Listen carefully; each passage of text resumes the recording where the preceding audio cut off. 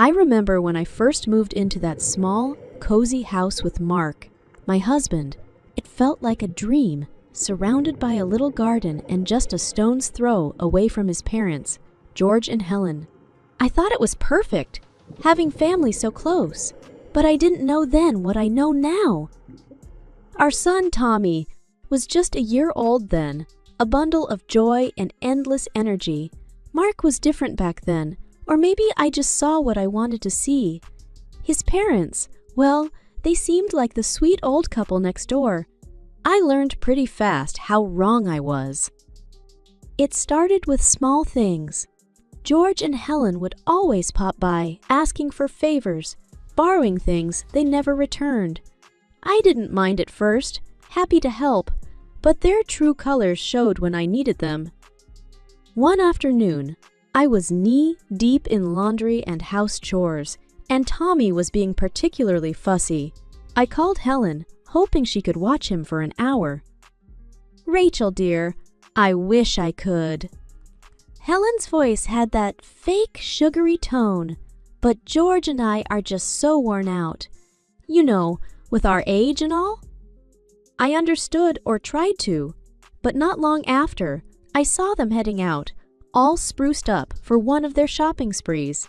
It stung, but what could I say? Mark wasn't any help either. One evening, I tried talking to him about it. "Mark, do you think your parents could help out a bit more with Tommy? They always say they're tired, but—" He cut me off, his voice sharp. "Rachel, they're old. They don't owe us babysitting. Besides, can't you manage? Why are you always so needy?" His words hit me like a slap. Was I being unreasonable? I couldn't even tell anymore. Then there was my mom, the sweetest woman who ran her own bakery. She had this knack for baking the most delicious buns and pastries. George and Helen found out about her bakery, and suddenly they were there all the time, smiling and chatting, sweet as honey. "Rachel, darling, your mother is a gem," Helen would gush, as they left with bags of free-baked goods. I remember telling my mom, "You don't have to give them so much for free, Mom." But she just smiled. "It's fine, dear. It's not that much." I wanted to believe that, to believe in the goodness of people. But something in me was starting to see the cracks in this picture. Perfect family setup. I just didn't know how deep those cracks went, not yet. A couple of years have passed. The rhythm of my life had become a relentless march of duties and unmet expectations. Every day was a repetition of the last. Wake up before dawn, prepare breakfast, get Tommy ready, clean, cook, and try to snatch moments of rest in between. It was like being stuck in a whirlpool, spinning endlessly. I remember one morning, the sunlight barely peeking through the curtains, and Tommy's cries piercing the quiet. I rushed to his room, still groggy, only to find him wide awake and playful. "Mommy, play!" he exclaimed with a toothy grin. As much as I adored him, I was exhausted. "Just a little while, honey," I managed to say, mustering a smile. The day unfolded in its usual chaos. Between laundry piles and Tommy's games, I tried to keep up. The phone rang amidst this whirlwind, its shrill tones slicing through the noise. It was Helen, her voice laced with expectation. "Rachel, dear, could you come over and help me with some cleaning? My back is acting up again."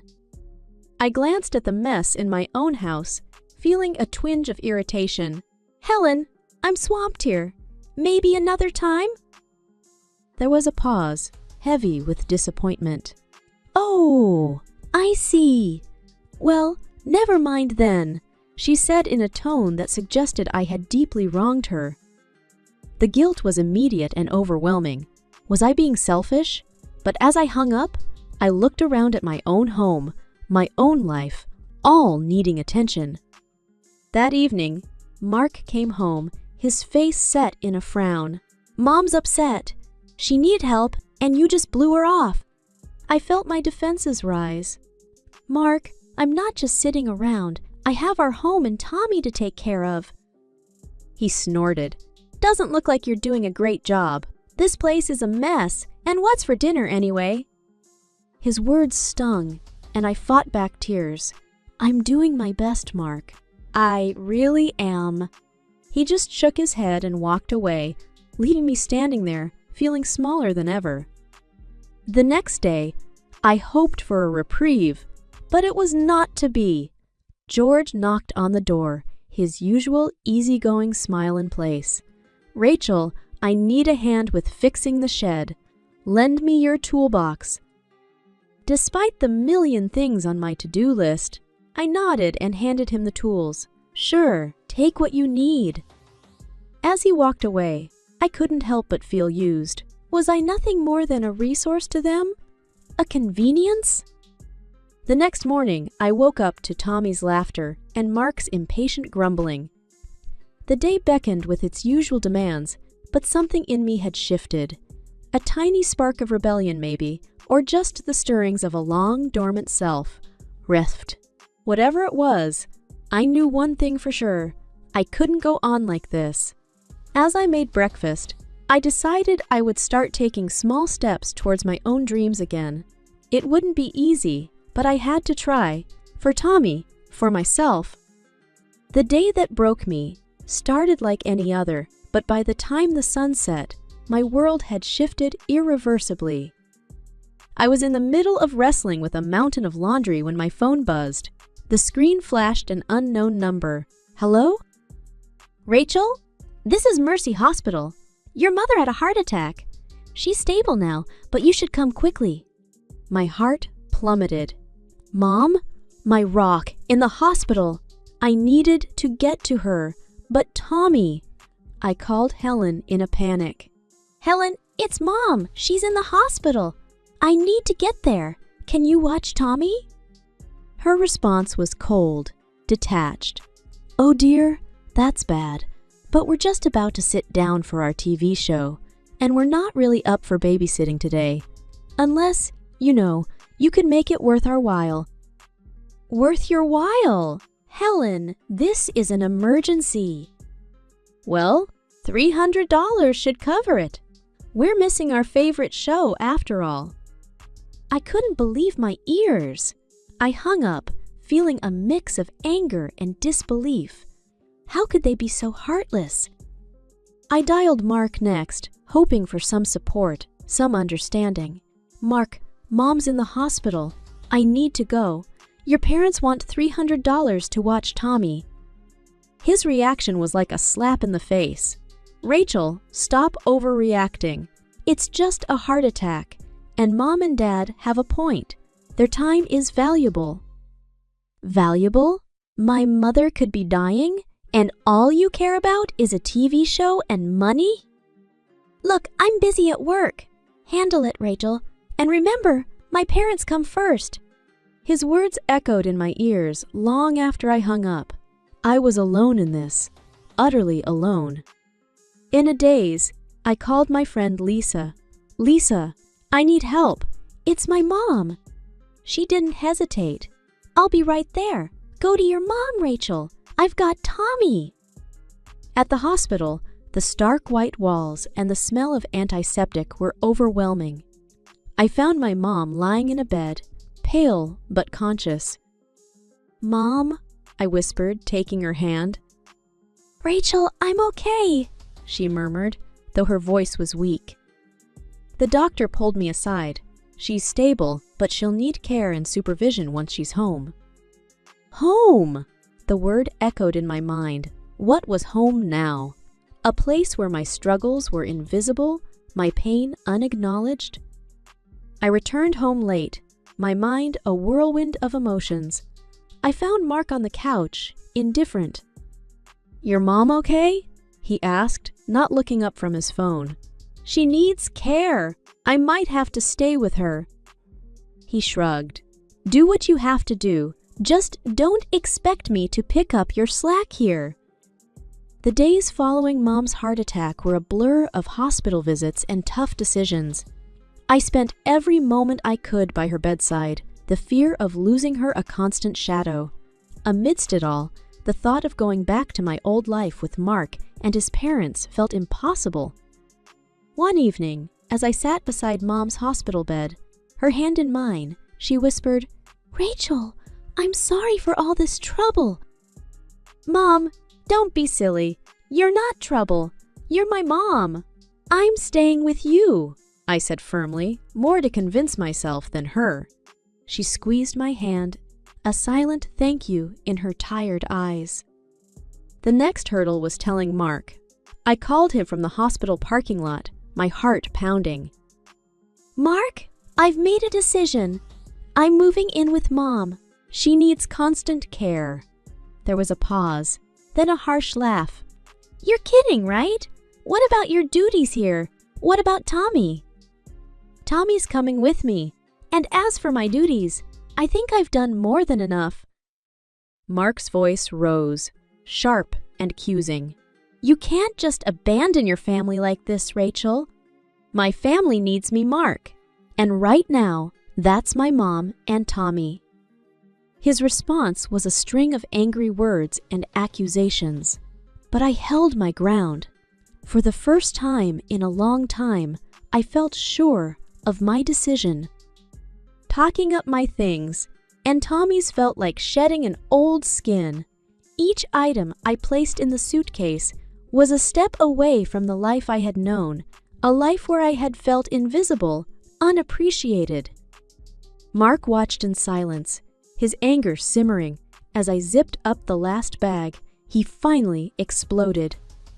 "So, that's it? You're choosing your mother over me?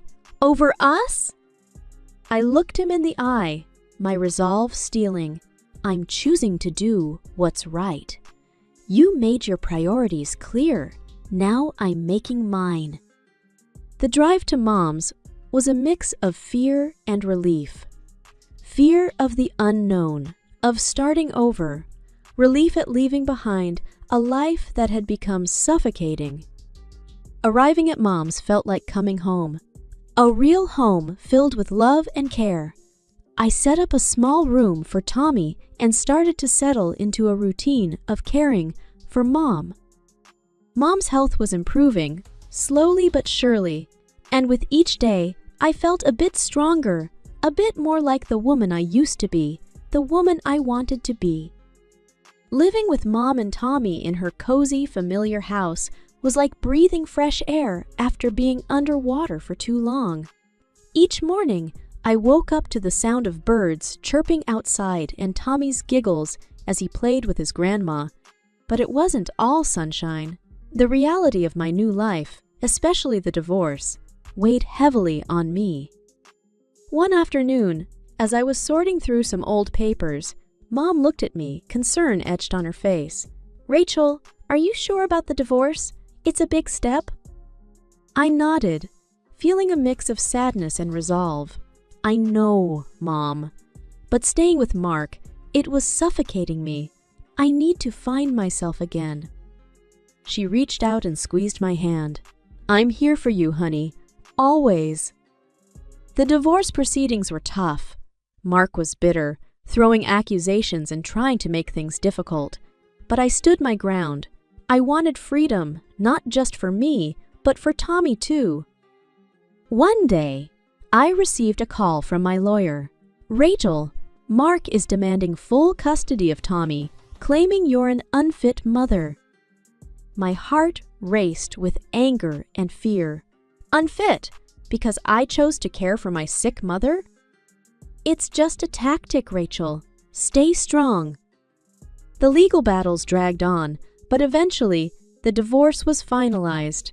I was granted full custody of Tommy, a relief that brought tears to my eyes. But with that relief came the daunting reality of single motherhood and the financial struggles ahead. I started helping Mom in the bakery, learning the ropes of the business. It was hard work, but fulfilling. The smell of fresh bread and pastries, the smiles on customers' faces. It was a world away from the life I had left behind. One evening, as we were closing up, Mom said, "Rachel, you have a real talent for this. Maybe you should think about expanding the business, make it your own." The idea was both exciting and terrifying. Could I really do it? Was I capable of running a business? The next few months were a whirlwind of activity. I took a few online business courses, revamped the bakery's menu, and even started a small online presence. The bakery began to attract more customers, and our little venture started to bloom. Amidst all this, Tommy was thriving. He loved the bakery, often helping out with small tasks and charming the customers with his bright smile. One quiet evening, as I tucked Tommy into bed, he looked up at me with his big, innocent eyes. "Mommy, I like it here. Grandma's house is fun." I kissed his forehead, feeling a surge of love and protectiveness. "I'm glad, baby. Mommy likes it here too." Lying in bed that night, I reflected on the journey I had embarked upon. It was a new beginning, and I was ready to see where it would take us. Life at Mom's with Tommy was settling into a comfortable rhythm. The bakery was doing well, and Mom's health was steadily improving. But just when I thought I had left the past behind, it came crashing back in the most unexpected way. One evening, while I was going through the bakery's accounts, my phone rang. The screen flashed Mark's name, a name I hadn't seen in months. My heart skipped a beat. "Hello?" "Rachel, you need to come over. It's urgent." Mark's voice was frantic, a tone I hadn't heard from him before. "What happened? Is it Tommy?" Panic gripped me. "No, it's my mother. She's fallen and broken her leg. Dad can't lift her, and I can't handle this alone." I paused, memories of their indifference flooding back. "Mark, why are you calling me? We're divorced. Your parents aren't my responsibility anymore." He was almost shouting now. "You're the only one nearby who can help. Just come over, please." The desperation in his voice was hard to ignore, but the wounds were still fresh. "Mark, I can't. I have my own life now. You need to figure this out." He cursed under the breath. "So that's it. You're just going to leave us in this mess." "Mark, remember when my mom was in the hospital? Where were you and your parents then?" The line went silent for a moment. Then he hung up. I sat there, phone in hand, a mix of emotions swirling inside me. Guilt, anger, relief. It was a harsh reminder of the life I had walked away from. The next day, Lisa came by the bakery. "Heard about Mark's mom. You okay?" I nodded, pouring us both a cup of coffee. "Yeah, I'm fine. It just brought back a lot of memories." Lisa sipped her coffee, her eyes full of understanding. "You did the right thing, Rachel. You can't keep bailing them out." I knew she was right, but it didn't stop the nagging feeling in the back of my mind. Had I become as cold and uncaring as they were? Weeks passed, and life went on. I heard through the grapevine that Mark's parents were struggling with caregivers, but I kept my distance. I had my own life to live, my own battles to fight. One night, as I tucked Tommy into bed, he asked, "Mommy, why don't we see Daddy anymore?" The question caught me off guard. Daddy and Mommy are living different lives now, but he still loves you, and so do I very much. "Okay, Mommy," he said, snuggling into his pillow. Several weeks had passed since that unexpected call from Mark. Life in the bakery with Mom and Tommy had become my new normal, a rhythm of early mornings and the comforting routine of baking. One morning, while arranging the pastries in the display, Mom mentioned casually, "I heard from Mrs. Green that Mark's been having a hard time with his parents. Seems like the nurses they hired don't stay long." I paused, a twinge of something, pity, maybe, flickering inside me. "Really? That's tough." Mom nodded. "Yes, apparently his mother's temper and his father's complaints are too much to handle." I sighed and continued with my work. Despite everything, I couldn't help but feel a bit sorry for Mark. But that part of my life was behind me now. The bakery had become my sanctuary, a place where I could pour my energy and creativity. The customers loved the new recipes I introduced, and their smiles were my daily reward. As I mixed dough for a batch of bread, Tommy came bouncing in fresh from school. "Mommy, guess what? I got a star on my math test?" I swept him up in a hug, his laughter filling the room. "That's amazing, Tommy! I'm so proud of you!" Mom watched us, her eyes shining with happiness. "You two are my everything," she said, her voice thick with emotion. Later that evening, after closing up the bakery, I sat with Mom, sipping tea. "Mom, this bakery, it's been a blessing. I don't think I could have made it without this place. Without you." She reached over and squeezed my hand. "Rachel, you're stronger than you think. You've made a new life for yourself and Tommy. That's something to be proud of." As I lay in bed that night, I thought about my journey, the pain, the struggle, and the triumphs. I had come out on the other side, stronger and more self-assured. My life had taken a turn I never expected, but I had found happiness in places I never thought to look. I thought about Mark and his parents briefly, hoping they would find their way through their challenges. But my focus was here, with my son and my mother, in the life I had rebuilt from the ground up. Life moves on, and so had I. I had found joy in the simple things, the smell of fresh bread, Tommy's laughter, Mom's stories.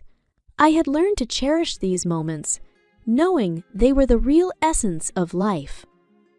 As I drifted off to sleep, I felt a sense of peace. I had risen from the ashes of my old life, and I was ready to embrace whatever the future held. It was a crisp morning at the bakery, the air filled with the scent of fresh bread and cinnamon. I was arranging the pastries when Mark's parents walked in, as if they were regular customers. The sight of them took me aback. "Rachel, dear, could we have a few of those delicious buns? On the house?" "Of course," Helen said with her usual presumptuous air. I took a deep breath, steadying myself. "I'm sorry, Helen George, but I can't give away pastries for free. You'll have to pay like everyone else." Their expressions soured. "Well, aren't you greedy now? No wonder our son divorced you," George sneered, and they left without another word, not even asking about Tommy. As they walked out, a wave of emotions washed over me, but I stood firm. It was a stark reminder of why I had made the choices I had. I was done being taken for granted, done being the doormat, done being the doormat. Later, as I was teaching Tommy how to knead dough, he looked up at me with his big, curious eyes. "Mommy, why were Grandma and Grandpa here? Why were they mean?" I hugged him close, choosing my words carefully. Sometimes, people don't understand that it's not nice to take advantage of others, but it's okay. We're doing just fine without them. He nodded, seemingly satisfied, and turned his attention back to the dough. That evening, after closing up the bakery, I sat with Mom over a cup of tea. "Mom, Mark's parents came in today. They haven't changed." Mom sighed, taking a sip of her tea. "Some people never do, dear. But you've grown so much.